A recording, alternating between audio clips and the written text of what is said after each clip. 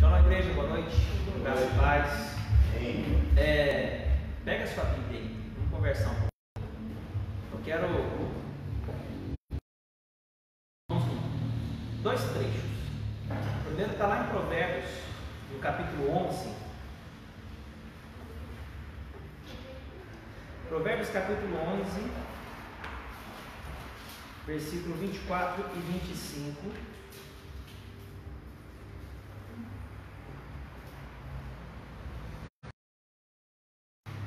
Provérbios 11, 24 e 25.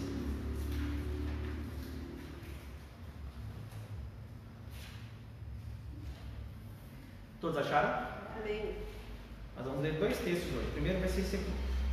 Diz assim: há um que distribui e ainda prospera, e há outro que retém mais do que é correto, mas é levado à pobreza.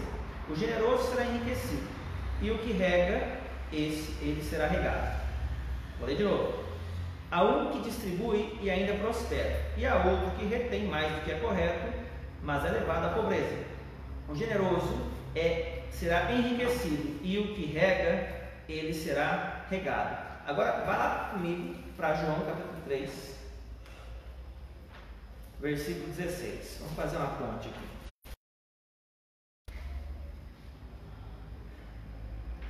João capítulo 3, verso 16.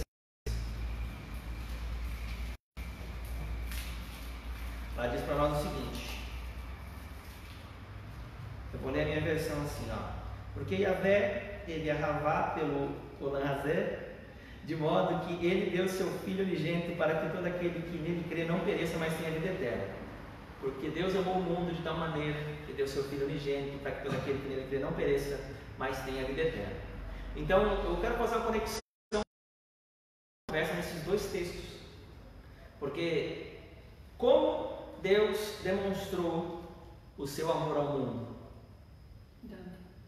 Doando. Aqui há uma qualificação para a doação de Deus. Da Bíblia, por exemplo, diz de tal maneira, ou Deus amou tanto o mundo.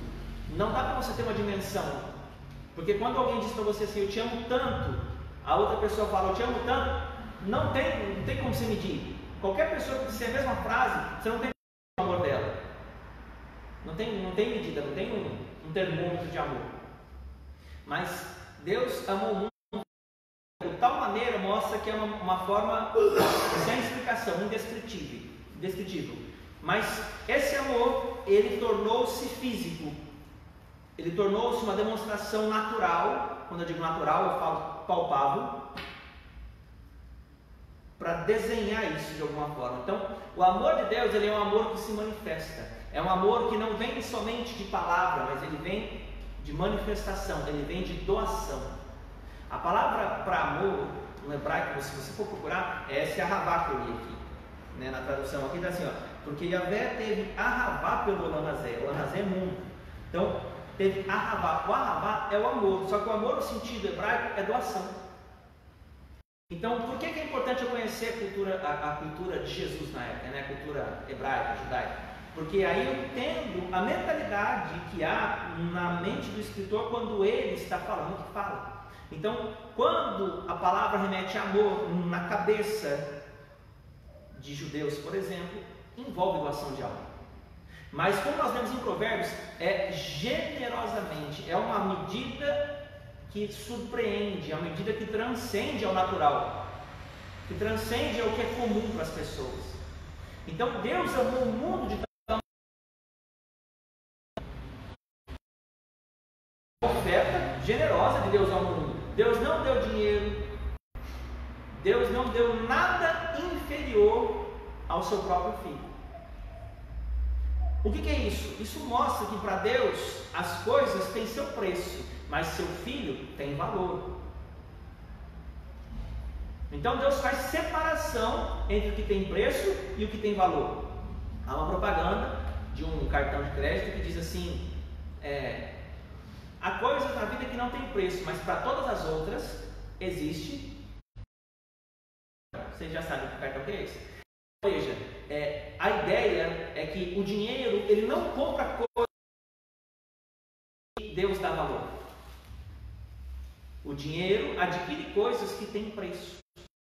Jesus colocou os dois a nível de Senhor. Ninguém pode servir a dois senhores, ou serve a Deus, ou serve às riquezas. Mas aqui eu quero ir mais fundo. Eu não quero falar de dinheiro com você, eu quero falar com você da amplitude do amor de Deus. Porque muitas pessoas, elas têm queixas a respeito das suas vidas. E nós lemos já Jeremias, no capítulo 3, no verso 39, né, diz assim: de que se queixa o homem então? Se queixa dos seus próprios pecados, é o que fala a palavra. E o que é isso? Quando você vai olhar, cada pessoa que tem algo a reclamar da sua vida, mostra da parte dela uma falta de generosidade com relação àquilo. Aí eu vou dar um exemplo para vocês. Por exemplo, alguém chega e fala assim: a minha esposa, ela é terrível, ela faz isso, ela faz aquilo, ela não faz isso, ela não faz aquilo, etc, etc, etc. Aí chega o pastor: pastor, ora pelo meu relacionamento. Vamos analisar a palavra oração. Orar e ação. A pessoa ora, mas quem vai praticar a ação transformadora dentro do casamento? Ou alguém pensa que Deus vai pegar, vai fazer um milagre e a pessoa vai continuar com a mesma conduta e o oposto aconteça dentro do matrimônio. Vocês estão entendendo?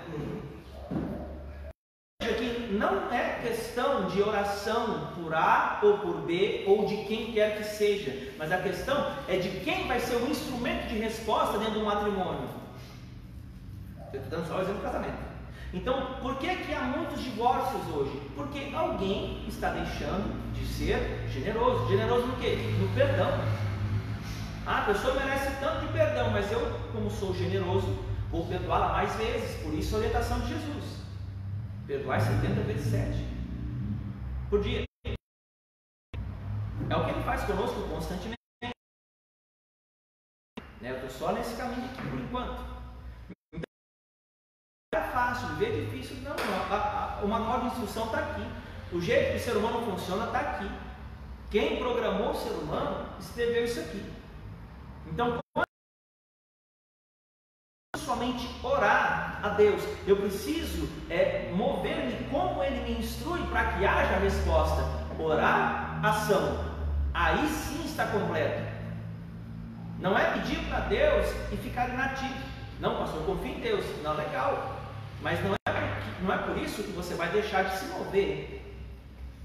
Porque Deus, Ele faz pessoas, e as pessoas fazem as coisas. E agora eu vou te dar um exemplo maior. A Grazi leu para nós um pouco antes de começar aqui. João capítulo 5, verso 19. O filho nada pode sem antes ver o pai fazer. Porque aí, aquilo que o pai faz, o filho semelhantemente o faz. Essa está na minha versão. Então a questão é que Jesus, ele viu o pai, mas quem estava com ele não via. E é interessante que Deus tem uma dinâmica de mostrar as coisas para as pessoas que as pessoas não são habituadas. Porque quando Deus... O que as pessoas pensam? Apareceu um filme, um telão, uma pessoa, um desenho, uma circunstância, e isso é demonstração de Deus. Mas Jesus fala assim: eu não faço nada de mim mesmo. Antes, eu só posso fazer o que eu vi o Pai fazer. João 5,19. Mas o que é que Jesus via o Pai fazer? Como Jesus viu o Pai fazer se o Pai é Espírito? Exatamente. Só que o Pai, como que o Pai criou o mundo? Falando. Então, quando Deus quer mostrar algo, fala. Agora, olha que interessante. Se Deus faz falando, por que Deus não falou do lado de fora para que todos ouvissem que Jesus estava obedecendo uma voz de fora? Porque Deus sempre quis habitar dentro do ser humano. Embora nesse tempo o Espírito Santo ele viesse sobre Jesus, porque quando ele abriu Isaías, ele leu o texto de Isaías: o Espírito do Senhor Deus está sobre mim. O Espírito veio sobre ele e ele tinha condição do eterno. E E assim, quando ele ouvia, ele via na sua mente o que o Pai fazia nele. Então o Pai, quando fazia algo, fazia em Cristo, porque Cristo é o segundo Adão, na verdade o último Adão, o Adão perfeito. E este homem, Adão, ele é constituído das palavras de Deus. O que é constituído das palavras de Deus? Nós somos o quê? Um espírito, que temos uma alma e habitamos num corpo. Nós, na realidade, não somos essa matéria, nós somos uma consciência. Pastor, você está falando de espiritismo? Não, estou falando de consciência. Por que consciência? Porque isso aqui, a hora que você morrer, ele vai ficar. A alma também. Agora, o que eu quero dizer para vocês sobre isso aqui? Deus, ele faz as coisas falando. E ele nos deu a palavra para que nós pudéssemos ser conquistados por dentro. Para que nós pudéssemos ser levados da incredulidade para a fé. Ou seja, Deus tem as suas próprias convicções e essas convicções constituem a natureza humana. Por isso que Paulo diz o seguinte: rogo-vos, pois, irmãos, pelas misericórdias de Deus, que apresenteis o vosso corpo como sacrifício vivo, santo e agradável a Deus, racional, e não vos conformeis com este século, mas transformai-vos pela renovação da mente. Então, você já viu o seu corpo mudar porque você pensou outra coisa? Sim, mas o seu corpo não muda.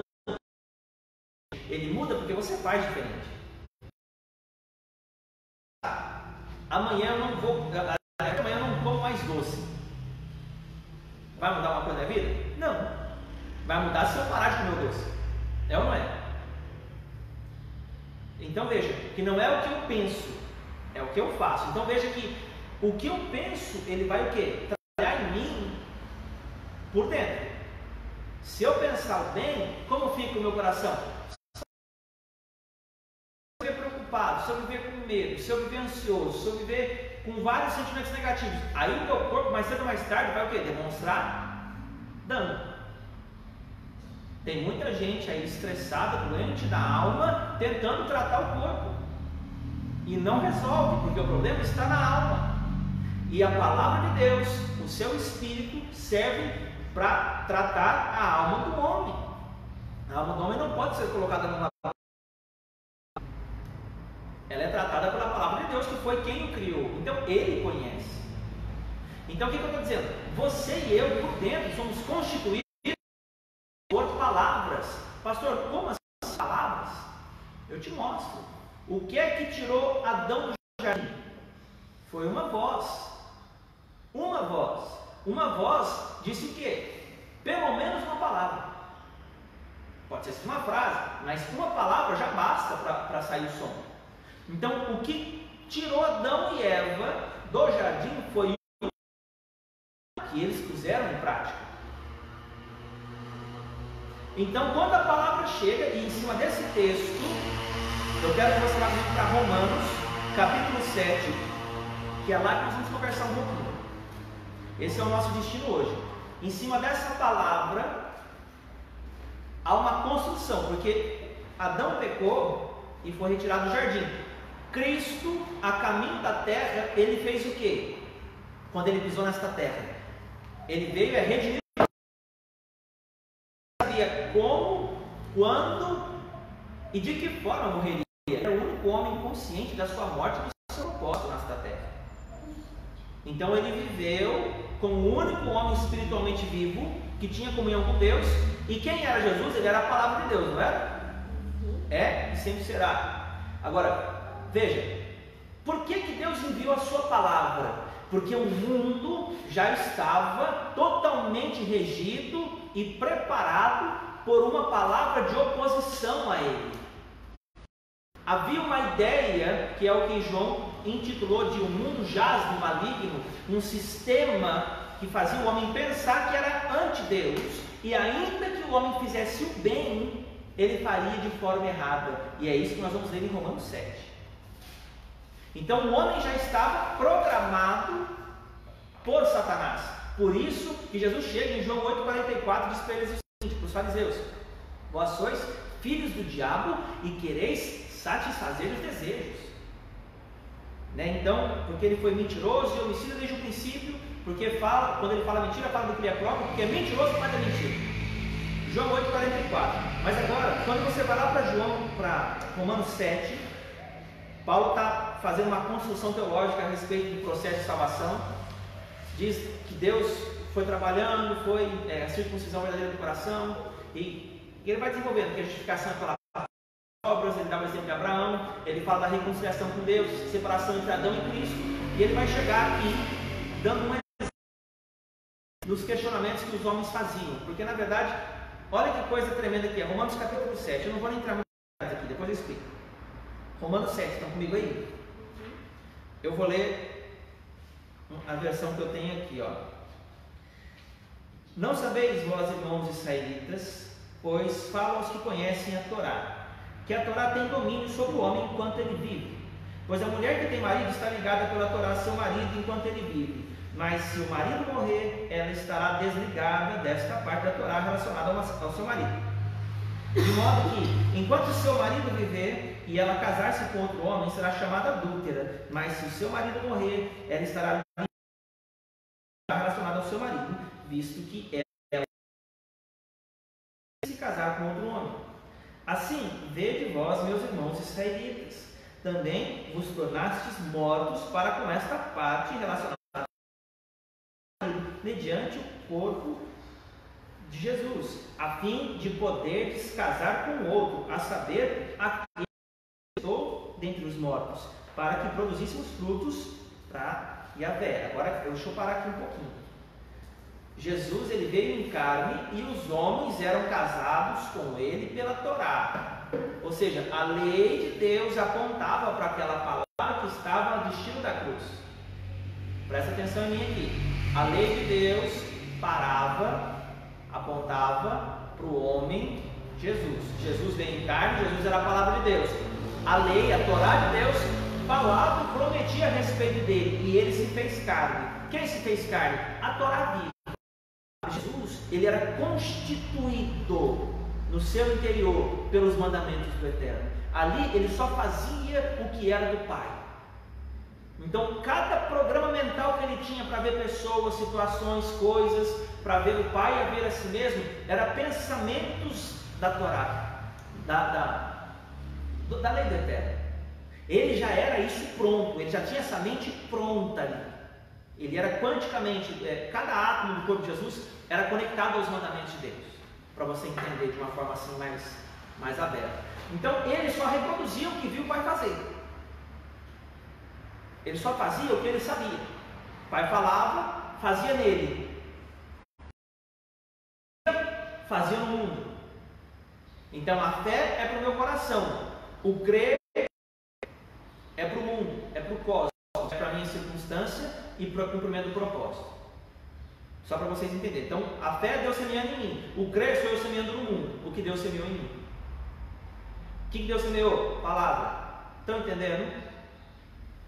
Beleza, Graça? Então, vamos continuar. Então, o que acontece? Esse Jesus, que era a palavra de Deus viva, em carne e osso, foi para onde? Foi para a cruz. O propósito da Torá no Antigo Testamento era apontar para um homem que iria para a cruz, que iria anular e aniquilar a antiga natureza do homem.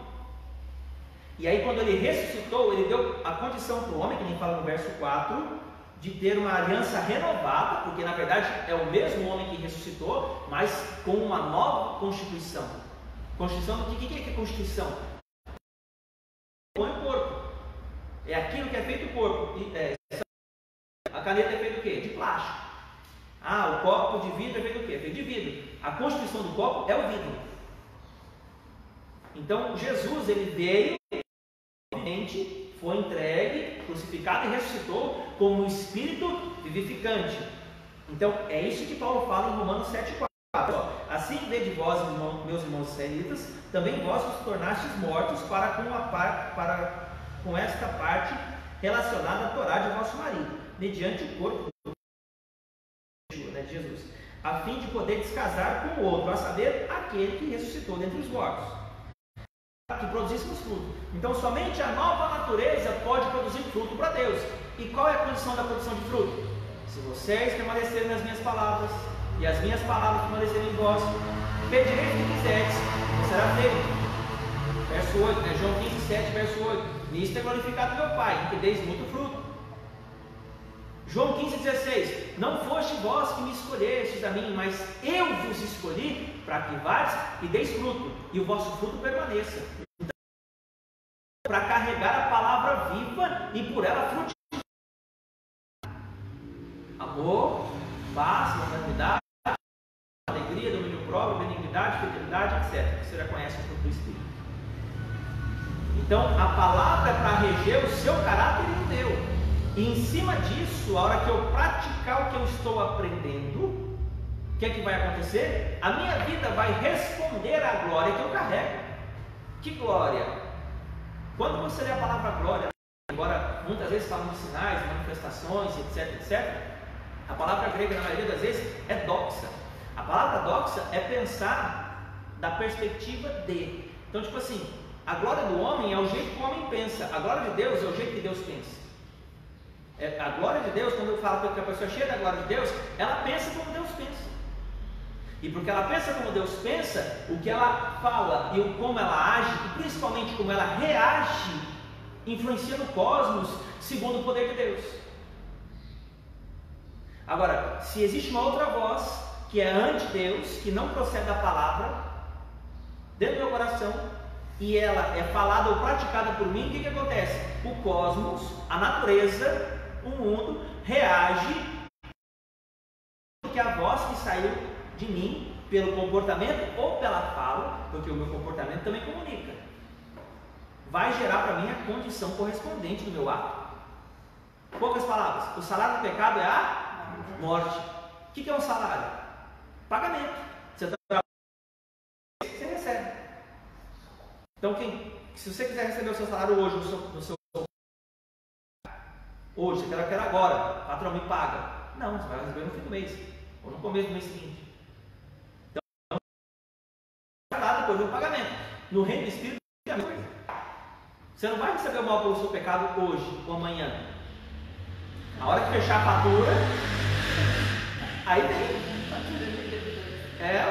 Então, Deus não me fez nada. Nossa, glória a Deus, não aconteceu nada. Então espera que a fatura venha. E mesmo que você mude hoje, você vai colher o que você plantou. Você parar de gastar hoje, tá tudo. Gastou mesmo. Você vai continuar pagando. Você pagou parcelado, então vai continuar vindo lá os pagamentos para você. De parcelamento você não entende. De 10. Aí, o que acontece? O Senhor quer nos ensinar. É porque você escolhe o que você planta, mas o que você colhe, não. Você vai plantar o que você colheu. O contrário, né? Você vai colher o que você planta. Você vai colher o que você planta. Então não tem conversa. Né? Não tem muita. Tem laranja. Será que tem como? Não. Nem na terra tem como. Então o que eu quero mostrar para vocês é que Jesus é um programa mental destruidor, porque o salário do pecado é a morte. Mas o dom gratuito de Deus, veja que não é um pagamento. O salário é, o dom gratuito não. O dom gratuito de Deus é a vida eterna em Cristo Jesus. Mas a palavra fala que eu tenho que crer, né? Aquele que crer e for batizado, esse será salvo, né? Então, eu vou falar sobre o crer daqui a pouquinho. Olha o verso 5 aí.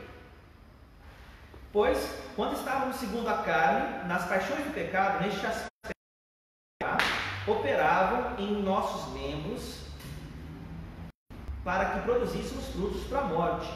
Mas agora nós somos libertos desta parte da Torá de nosso marido, estando mortos para aquilo que estávamos presos, para que servíssemos segundo a novidade do Espírito e não da letra. Que diremos então? Olha os questionamentos que as pessoas fazem, que é o de muitas pessoas hoje. É a Torá um pecado? Né? É a lei um pecado? Um instrumento causador de pecado? De modo nenhum.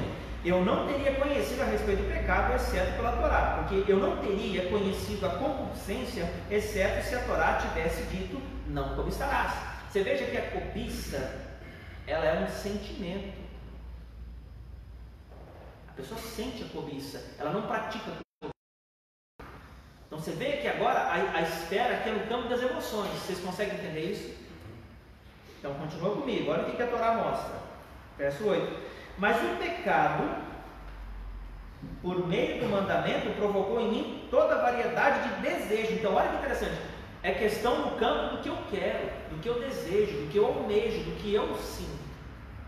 Então ele está falando do território da alma. A questão do pecado está alojada onde? Na alma do homem.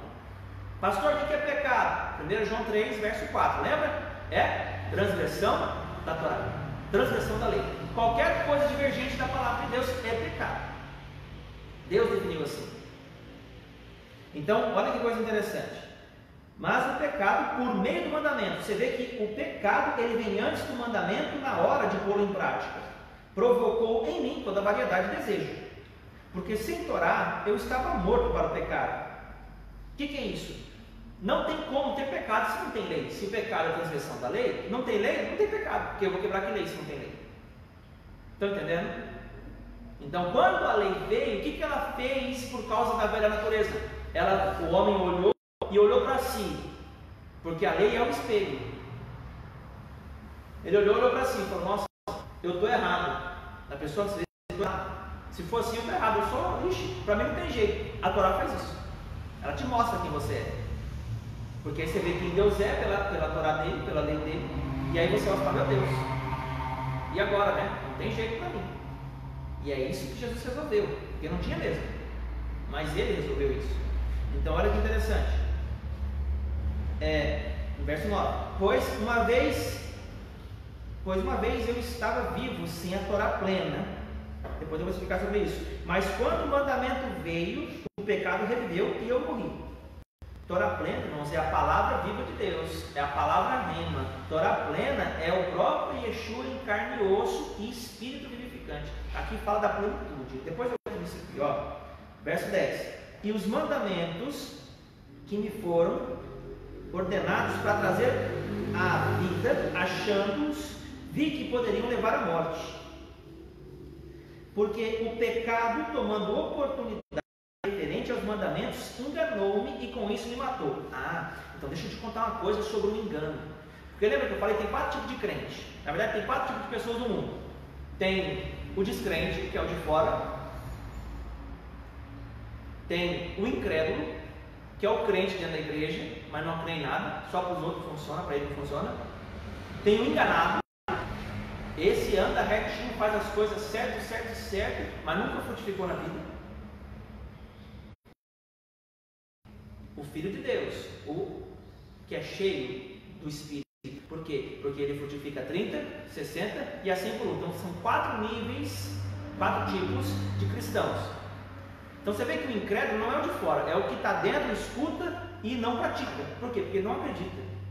Porque no coração dele isso não funciona, não é assim. Porque ele é cheio de lógica, ele é cheio de argumento, então ele não pratica. Ele pega o que ele sabe e ele pratica o que ele sabe, porque para ele o que ele sabe é o que vale, não o que Deus sabe, porque Deus não entende da vida dele, só da vida dos outros. Então, o que eu tenho que entender nesse tempo? Abre comigo aí. É o verso... Aí, fechou aqui. Agora nós vamos para o versículo 12. Porque a Torá é santa, e o mandamento é santo, justo e bom. Então, aquilo que é bom se tornou em morte para mim? De modo nenhum. Mas o pecado, transgressão da lei, para que pudesse se manifestar como pecado. Manifestação, irmãos, é quando vem do lado de fora. O pecado, nós lemos, é no campo dos desejos, lembra? É no campo interior do coração. A cobiça é interior, ela não é externa. Externo está o objeto de cobiça. Então a cobiça está dentro do coração. Está claro? Então o objeto de cobiça está externo. Então olha aqui o verso 13. Então aquilo que é bom se tornou em morte para mim, de modo pecado, para que pudesse se manifestar como pecado, ou a morte aquilo que é bom, de modo que o pecado por meio de Deus viesse a se tornar um pecado extremo. Olha o 14. Porque nós sabemos que a Torá é repleta com guarda. Ou seja, aqui é a Torá plena que ele falava lá atrás, porque a Torá é repleta do Espírito. Mas eu sou de carne, vendido sob o pecado. O que é isso aqui? O homem natural, ele já é automático. Ou seja, qualquer coisa que remete à palavra de Deus para ele já há uma resistência natural, é natureza, é questão de essência, de como o homem ser inimigo de Deus na condição normal. Qualquer homem lá fora que não nasceu do Espírito é inimigo de Deus. Não, pastor, todos são filhos de Deus, não são. A palavra não diz isso. A palavra diz que todos quantos receberam Deus o poder de serem feitos filhos de Deus, a saber os que creem no seu nome. Efésios 2 fala que há homens que são inimigos de Deus. Apocalipse capítulo 20 fala a respeito de Deus aniquilar a terra e purificá-la e lançar também os inimigos de Deus no inferno. O último deles é o homem descrente. Esse vai para o inferno. Então o inferno é coisa séria. As pessoas não têm consciência do juízo eterno, elas têm consciência do presente. Elas só querem o hoje, mas elas vivem o hoje a sua eternidade. 1 Coríntios 15, 19, se nós estamos em Cristo Jesus, somente nesta vida somos os mais miseráveis de todos os homens. Como foi dito ontem na live com o Victor, Deus tem tudo para nós somos abençoados nos lugares celestiais. Esses lugares celestiais são os lugares do Espírito. Então, o entendimento ele te dá posse.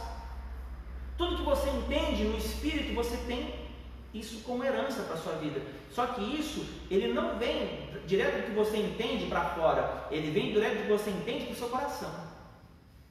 A palavra tem que entrar aqui e descer aqui.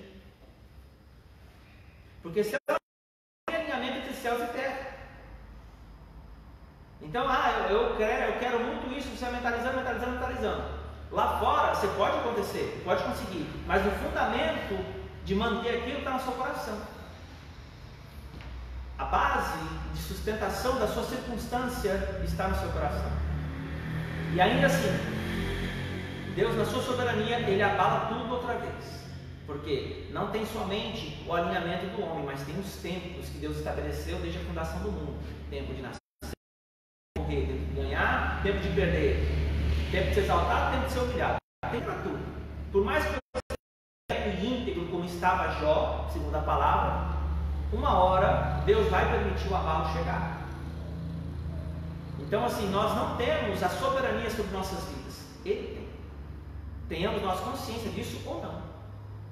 Então vamos continuar aqui comigo. Já estou caminhando para o fim.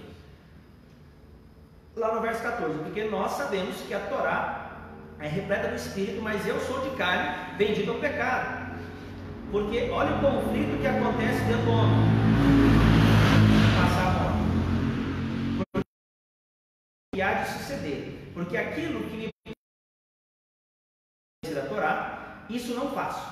Mas aquilo que odeio no mundo, isso sim, termino fazendo. Se então eu faço o que não consinto com a Torá, que é quando eu vou obedecer o mandamento, dentro do meu coração, o conflito está dizendo o seguinte, estou usando as minhas palavras. E eu não concordo com o que eu estou fazendo, meu coração parece que não aceita isso. Olha o verso 15 de novo, ó. Porque eu não sei o que há de suceder, porque aquilo que me proponho fazer, de como obedecer a Torá, isso eu não faço. Mas aquilo que eu odeio no mundo, isso sim eu termino fazendo. E se então eu faço aquilo que não quero, aquilo que não quero, consinto com a Torá que é boa. Então a questão está lá na vontade. Poxa, eu sei que eu devo fazer, eu acredito que deve ser feito, mas na hora de fazer eu não tenho vontade, então eu não faço. Que é o que ele está falando. Agora olha o verso 16. Se então faço o que não quero,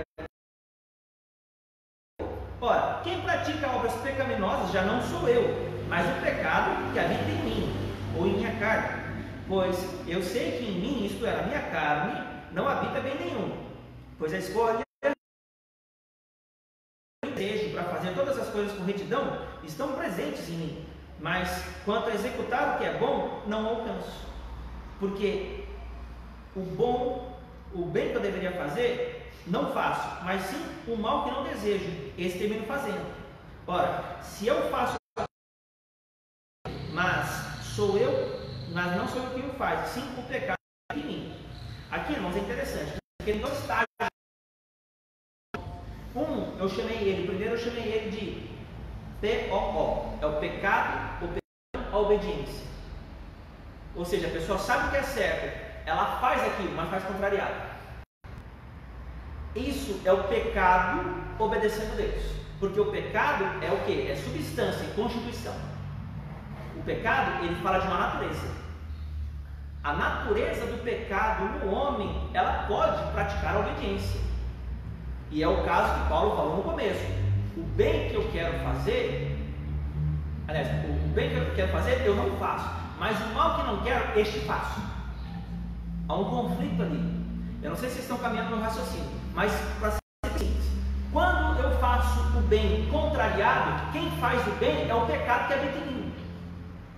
Agora, quando eu não quero fazer o mal, mas eu acabo fazendo, que eu chamo de POP, ou POP, que é o pecado operando pecado, quem faz também não sou eu, mas é o pecado que habita em mim.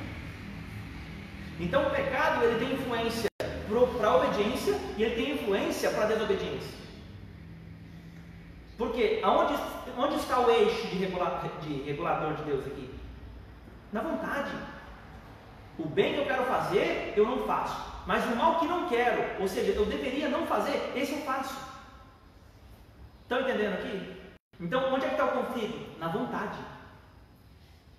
Está aqui dentro. O conflito é aqui dentro. A batalha é aqui dentro, não é lá fora. Então, vamos continuar comigo aqui. Verso 18. De novo. Não, verso 21. 20. Ora, se eu faço aquilo que não devo fazer, não sou eu quem o faz, mas sim o pecado que habita em mim. Eu achei a Torá interessante, então, visto que quando eu quis fazer o bem mediante a Torá, o mal não se achou presente em mim. Aliás, o mal ainda se achou presente em mim. Porque eu me deleito na Torá de Yahvé, né, no tocante ao homem interior. Ou seja, quando você escuta a lei, você fala, cara, isso é 10, porque fala de Deus. Mas, 23, eu vejo outra instrução em meus membros, guerreando contra a Torá da minha mente, levando-me ao cativeiro, a instrução do pecado que está nos meus membros. Agora olha que interessante. Ó miserável homem que sou, quem me livrará do corpo da morte? Quem me livrará do corpo? Por que corpo? Porque na verdade essa vontade, ela é uma construção mental que conquistou a sua alma. O diabo já arquitetou todos os pensamentos de prazeres pecaminosos. Um prazer ali embaixo. Você faz aquilo te dá prazer. Aquilo, pela repetição, ele vai o quê? Fundir com você, aquele hábito. Vai chegar uma hora que vai fazer parte de você. Fala, eu sou assim. Isso aqui faz parte de mim, eu não consigo parar. Então, é esse o corpo da morte, mas num nível maior, porque não envolve só um pecado, envolve todos os que você pratica e que eu pratico. O que ele está contando aqui agora? No último verso. Olha o verso, que miserável, ó homem miserável que eu sou. Quem me livrará do corpo desta morte? Graças a Deus, mediante Yeshua, né? Nosso Salvador, de modo que com a mente eu mesmo sirva a Torá de Yahvé, mas segundo a carne a instrução do pecado. Então o que acontece? Quem que me livrará do corpo dessa morte? Aí ele vai falar o quê? Graças a Yeshua, graças a Jesus, porque ele passa uma espada ali, ele fatia isso, ele separa o quê? Alma e espírito, ele separa desejos de senso de obediência. Em outras palavras, vai chegar um momento a habilidade vai mostrar para o homem a vontade de Deus boa, a vontade de Deus perfeita, que ele vai falar lá em Romanos 12. Aliás, na verdade é boa, perfeita a vontade de Deus. A boa e a agradável é 10, mas a perfeita é quando transcende a mim mesmo. Eu não quero fazer, vai me custar caro, vai me doer, eu vou perder, mas eu vou fazer. Porque eu não obedeço com emoções a Deus, eu obedeço com um senso de propósito a Deus. E aí, nesse contexto, ele vai dizer o seguinte: portanto, nenhuma condenação há para aqueles que estão em Cristo Jesus, porque a lei do Espírito da vida em Cristo Jesus nos livrou da lei do pecado e da morte. Por que tem duas leis? Porque uma E aí ele vai desenvolver o conflito. Hoje é que muitas vezes, mesmo o bem, ele é feito de forma pecaminosa. E isso chama-se engano. Porque você vê que Paulo fala em Romanos 7, e o pecado, tirando a ocasião do mandamento, me enganou. Uma emoção correspondente ao mandamento e colocar uma emoção própria de morte. Ou seja, Deus você fala que você percebe na hora de praticar, poxa, isso aqui, nossa, como é difícil, como é chato, nossa, nesse aí não vai ter jeito. Já vem aquele monte de coisa como é que fala? Questionamento a respeito da palavra de Deus. Isso é o engano que o pecado põe para você argumentar com a palavra. E Deus, sabendo disso, enviou Yeshua para o quê? Rasgar a sua vontade. Porque foi a única vez que Jesus orou por si, vocês lembram? Pai, se possível, mas não seja feita a minha vontade, e sim a tua. Gálatas 5,16: andai no Espírito e jamais satisfarei a concupiscência da carne, porque a carne milita contra o Espírito e o Espírito contra a carne, para que porventura não façais o que seja do vosso querer. Vontade de novo. Filipenses 2,13, ele está citando o pensamento de Cristo, né? Tem de vós o sentimento que houve em Cristo Jesus, que sendo como Deus não fez usurpação de ser igual a Deus, ele vai desenvolvendo, obedeceu até a morte de cruz. Ele chega no verso 12, vai falando para o pessoal desenvolver a salvação, desenvolver, ou seja, não é só acabar e nascer de novo, beleza, vou para o céu, glória a Deus, vou ficar esperando Jesus voltar, não é isso. Mas no verso 13, depois de mandar desenvolver a salvação, ele vai justificar, porque é Deus quem efetua em vós o querer, efetua em vós o querer, efetua em vós o querer, efetua em vós o querer e o realizar. Mas todo mundo quer o realizar, não quer mudar o querer. E se eu faço o que não quero, já não sou eu quem o faz, mas o pecado que habita em mim. Estão entendendo? Então Deus quer regular esse coração seu que discorda da palavra, para você poder ter satisfação na sua obediência. Mas é um processo, isso não é uma mágica. Não é errado você obedecer com um coração pecaminoso. O errado é você nunca. Porque em Romanos 8, no verso 13, ele vai dizer o quê? Se quiser andar na carne, vocês vão caminhar para a morte. Ou seja, a fatura vai descer, vai trazer prejuízo emocional. Mas, se vocês se deixarem trabalhar ou mortificar pelo Espírito, se deixar o Espírito destruir essa mentalidade, certamente vivereis. Então a questão sou eu nutrir meu espírito com práticas espirituais, que nós já falamos: oração em línguas, meditação na palavra, jejum, confissão da palavra, louvor, adoração, obediência aos mandamentos. Essa é o espírito robustez. Por quê? Porque essa é a academia do espírito. Estão entendendo, igreja? Então, nós já estamos caminhando para o fim. O que os irmãos precisam entender hoje: Deus quer trabalhar na minha vontade e na sua. Deus quer mexer aqui dentro. E Deus chama vocês para observação. Deus não tem para vocês um caminho de morte. Deus tem para vocês um caminho de vida. Mas no final a escolha é sempre nossa. Amém? Vamos orar? Vamos ficar em pé? Senhor, nós te louvamos pela tua palavra, porque ela é lâmpada dos nossos pés e luz para os nossos caminhos. O Senhor é a luz que vinda ao mundo e ilumina todo homem. Então eu quero pedir ao Senhor, que nos disse: eu sou a luz do mundo, não verá as trevas. Aliás, não andará em trevas. Então eu peço que a tua luz brilhe nos corações. Eu peço que cada um acesa dentro de si, que eles possam enxergar, Deus, as suas faltas, os seus pensamentos, os seus próprios demônios, para que sejam libertos em nome de Yeshua HaMashiach. Eu peço que o Senhor venha mostrar dentro dos corações, expor, ó Deus, aonde eles estão sendo enganados, aonde eles estão sendo roubados da vida que o Senhor promete, porque as tuas palavras são espírito e são vida. Então nós te pedimos, Senhor, porque nós sabemos que o Senhor não vai deixar nossa alma na morte, nem vai permitir que os teus santos vejam a corrupção, porque o Senhor nos ensinará as veredas da vida, na tua presença, a plenitude de alegria, nas tua destra, delícias perpetuamente. Nós sabemos o Salmo 25, no verso 12: ao homem que teme ao Senhor, ele instruirá no caminho que deve escolher, na prosperidade repousará a sua alma, e a sua descendência dará a terra. A intimidade do Senhor é para os que o temem, os quais o Senhor abençoa cada pessoa que está assistindo, que vai assistir, os que estão aqui presentes e aqueles a quem nós e o louvor para todo sempre, porque o Senhor é digno, em nome de Jesus. Amém. Graças a Deus. Alguém aí para a gente se despedir? Bastante gente que viu. Tem uma pessoa vendo. Acho que é Suzana André Palma. Suzana, um abraço para você, Suzy. Um abraço, Suzy. Deus te abençoe.